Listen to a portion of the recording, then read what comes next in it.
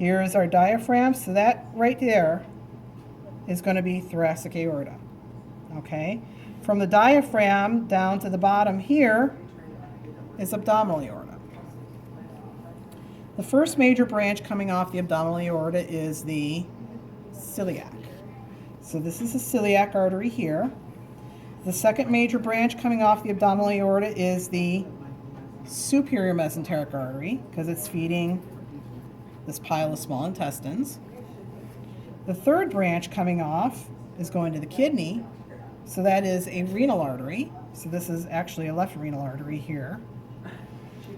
The last branch that we have to worry about coming off the abdominal aorta, as you can see, is feeding the bottom portion of the large intestine, so that means that is the inferior mesenteric artery. Okay?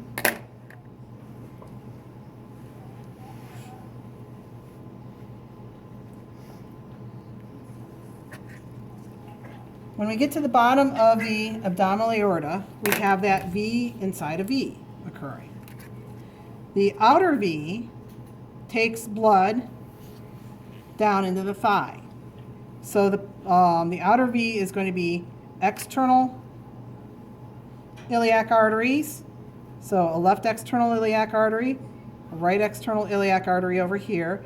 And as we get down into the thigh, it changes name and becomes a femoral. So left femoral artery here. On this side is the right femoral artery there. The inner V is your internal iliacs. So we have oops, that pin keeps moving. You have your left internal iliac artery here, your right internal iliac artery there. The two V's are connected together by a small portion of vessel. That is the common iliac. So this little small portion of vessel right here connecting your inner V to your outer V, that is the common iliac artery. No left or right, because it's just one piece. Okay? And those are all the arteries happening on the right. So coming in the top of the heart is the superior vena cava. Coming into the superior vena cava are these two branches right here that are going to be getting blood from both the head and the arm. So that means these two are called brachiocephalics. So this is the left brachiocephalic vein here. This is the right brachiocephalic vein here. Now I said it's going to be getting blood coming down from the head. So we have, now it's not, we don't see it over here on this side because they've been broken off. So I'm just going to be focusing on the right side right now.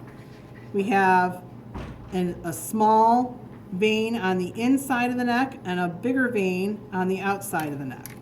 The small one on the inside is the internal jugular. The large one on the outside is the external jugular vein. So we have a right internal jugular vein, a right external jugular vein, and you would have the same thing over here on this side, but they're broken. Okay? So they come into the brachiocephalic vein here. This portion is getting blood from the arm, same as over here. We have the blood coming from the arm. So from the arm is going to be subclavian, axillary in the armpit, brachial towards the forearm. So this is right subclavian vein. If it wasn't broken, we would have a right axillary vein, and we would also have a right brachial vein. Now over on this side, left subclavian vein, left axillary vein, left brachial vein, mirror image. Okay? Coming in the back of the heart here, inferior vena cava. Okay? Pull all the organs aside. We have inferior vena cava coming all the way down here. The only branch you have to worry about are your renals. So we have a left renal vein over here. We have a right renal vein over here. We get down to the bottom. And the way the veins work is that you have the major V that goes towards the legs, and then when we get around the region of the joint, then you have another branching that occurs. So the first branching that occurs right at the end of the inferior vena cava gives us our common iliac veins. So left common iliac vein, right common iliac vein. We take that common iliac vein towards the region of the joint, and we have another V that occurs, where a portion of it head towards the thigh, The other portion heads towards the groin. So the section going towards the thigh here is external iliac vein, so left external iliac vein. And then as we get further into the thigh, it becomes left femoral vein. The section that comes in towards the groin are your internal iliacs. So this is going to be the left internal iliac vein. And the same thing is going to happen over here on the right side. Okay?